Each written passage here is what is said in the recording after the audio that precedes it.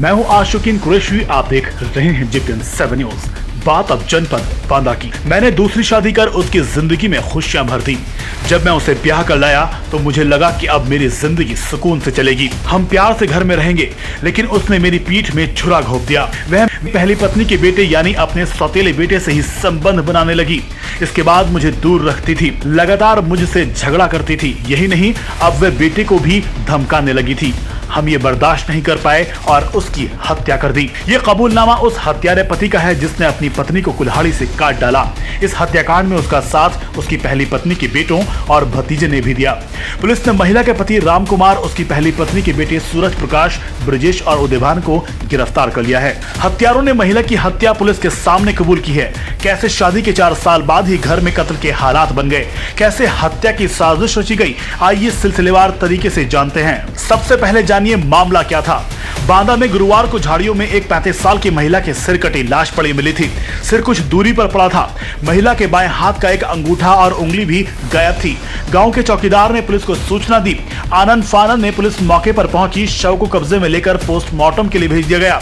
पूरा मामला मटौंद थाना क्षेत्र के मध्य प्रदेश बॉर्डर पर स्थित एक गाँव का है। पुलिस ने जब शव की शिनाख्त की तो पता चला कि मृतक महिला मध्य प्रदेश के छतरपुर जिले के गौरीहार क्षेत्र की रहने वाली है। महिला की 2 शादियां हुई थी। उसने दूसरी शादी मटौंद थाना क्षेत्र के राम कुमार अहिरवार से की थी। वह अपने दूसरे पति के साथ रहती थी। घटना पर जब ग्रामीणों से बात की तब मामला कुछ संदिग्ध लगा। इसके बाद पुलिस ने राजकुमार और उसके बेटों से बात की। तीनों के बयान मैच नहीं कर रहे थे। इसके बाद पुलिस ने जब उनसे सख्ती से पूछताछ की तो उन्होंने अपना जुर्म कबूल कर लिया। पति राम कुमार ने पुलिस को बताया कि मेरी उम्र करीब 45 साल है। मेरी पहली शादी 30 साल पहले हुई थी। पहली पत्नी से मेरे 2 बेटे थे। एक का नाम सूरज प्रकाश और दूसरे का नाम ब्रजेश है। हम सब हंसी खुशी रह रहे थे। मैं किसानी और शहर में कुछ काम करके अपने परिवार का पालन पोषण करता था। धीरे धीरे मेरे बेटे बड़े हो गए, वह भी कुछ काम धाम करने लगे।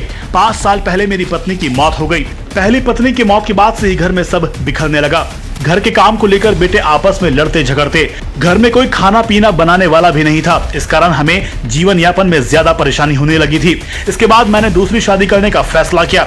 हमें लगा कि दूसरी शादी कर लूंगा तो घर में सब ठीक हो जाएगा। इसके बाद मैंने मध्य प्रदेश की रहने वाली एक महिला से शादी कर ली। अपने बेटों को बिना बताए मैं उसे ब्याह कर घर ले आया। शादी के 2 साल बाद शुरू हो गया विवाद। राम कुमार ने कहा, जब मैं सरिता से शादी करके घर लाया तो शुरू के 2 साल तो ठीक चलता रहा। इसके बाद मेरे बेटे मुझसे झगड़ने लगे। उनका कहना था कि मेरी शादी की उम्र में तुम शादी कर लाए। मैं उन्हें समझाता था कि घर में एक महिला के रहने से हमारा खान पान सही रहेगा। इस बीच माया भी उन्हें समझाकर शांत करवाती थी। मेरे बेटे माया की बात मानकर शांत हो जाते थे। वह उन्हें उनकी शादी करवाने का आश्वासन दे देती थी। वो सौतेले बेटे से ही बनाने लगी संबंध, मुझे धमकाती। हत्यारोपी ने बताया कि शादी के 2 साल बाद सरिता के रुख में धीरे धीरे बदलाव आने लगा। मैं उसका कारण नहीं समझ पा रहा था। कुछ महीने पहले ही मुझे पता चला कि वह मेरे पहली पत्नी के बड़े बेटे से संबंध बनाने लगी। यह कई महीनों से चल रहा था। मैंने जब इसका विरोध किया तो उसने मुझे धमकाया। वह कहती थी कि यदि मेरी बात नहीं मानोगे तो तुम्हें और तुम्हारे बेटे को गैंगरेप में फंसवाकर जेल भिजवा दूंगी। हम सब अपने ही घर में डरे सहमे रहने लगे। यह सिलसिला पिछले 2-3 महीनों से चल रहा था। जब कभी मेरा बड़ा बेटा किसी काम से बाहर चला जाता तो वह छोटे बेटे जो कि 19 वर्ष का है पर डोरे डालने लगी। उसने उससे भी संबंध बनाने का दबाव डाला। यह बर्दाश्त के बाहर हो गया। इसके बाद हमने उसकी हत्या की साजिश रची।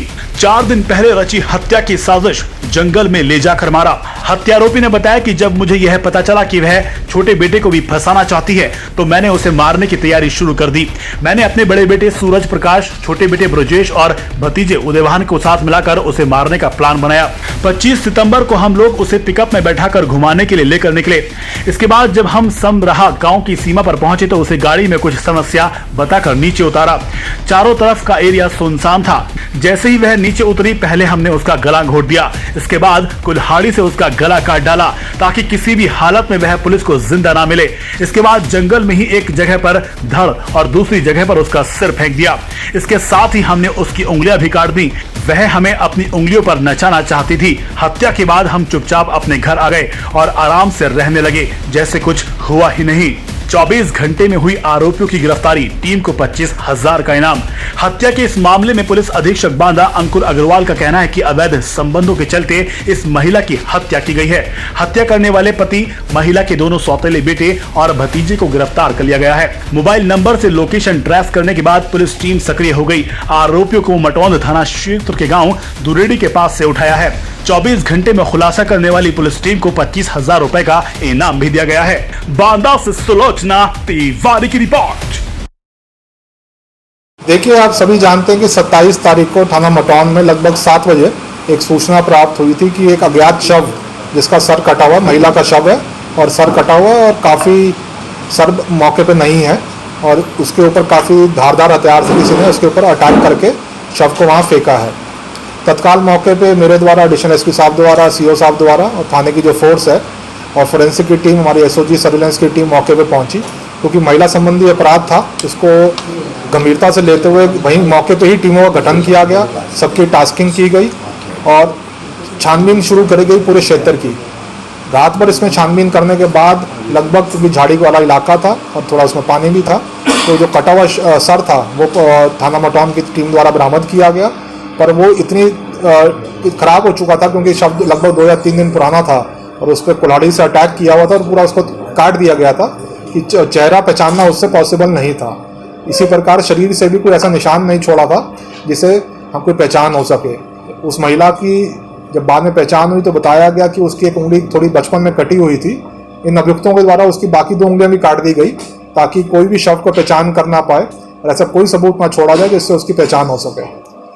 इसके बाद लगातार जब टीमें लगाई गई तो आसपास जितने जनपद लगते हैं, जैसे जनपद छतरपुर, जनपद पन्ना और जनपद महोबा, जितने जनपद लगते हैं, सभी से सूचनाएं रात भर में ही एकत्रित की गई कि कितनी महिलाएं ऐसी हैं जो लगभग 35 से 45 साल की उम्र में अपने घरों से अभी पिछले 1 महीने में गायब हुई हैं। सभी का डेटा मंगाया गया, सभी के फोटो नंबर सभी मंगाए गए और रात भर उसको टीमों को बैठा के इसमें से जितनी सूचनाएं, लगभग हमारे पास 100 ऐसी महिलाएं आई जिसमें हमें लगा कि इसमें से जो महत्वपूर्ण हो सकती हैं, इसमें जो रिपोर्ट लिखी जाती है जीडी एंट्री, उसको पढ़ा गया और उसमें से 5 या 6 के ऊपर फोकस किया गया कि ये 5-6 में से कोई शायद हो सकती है, क्योंकि इनकी जो रिपोर्ट लिखी गई है वो थोड़ी सस्पिशियस लग रही है। टीमों को गठित करते हुए सर्विलेंस टीम द्वारा वहाँ पे बात करके वो सभी परिवारजन के नंबर मंगाए गए एवं परिवारजनों को बोला गया कि आप 28 तारीख को सुबह आइए और इसमें यह भी सुनिश्चित किया गया कि सिर्फ ससुराल पक्ष वाले नहीं, मायके पक्ष वाले भी आएँ, क्योंकि इसमें ऐसा भी हो सकता है कि महिला का जैसे मर्डर हुआ है तो ससुराल पक्ष का कोई आदमी इसमें इन्वॉल्व हो। मायके पक्ष वाले अलग अलग जो महिलाएं गायब थी उनके मायके पक्ष वाले आए।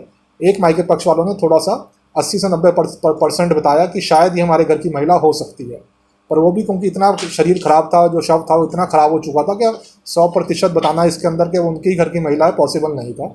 इसमें उसके बाद जो परिवार ने ये थोड़ी सी आशंका जताई, लगातार एसओजी ने अपने सारे जितने सबूत थे उसको लेके ससुराल वालों को इसमें इंटरोगेशन में ले लिया। इंटरोगेशन में विभिन्न उनसे सवाल किए गए और सारा घटनाक्रम उनका 25 तारीख का उनका क्या उन्होंने क्या कार्य किया, रात में वो कहाँ थे, सभी जवाब साहब उनसे किए गए, जिसमें वो लोग फंस गए।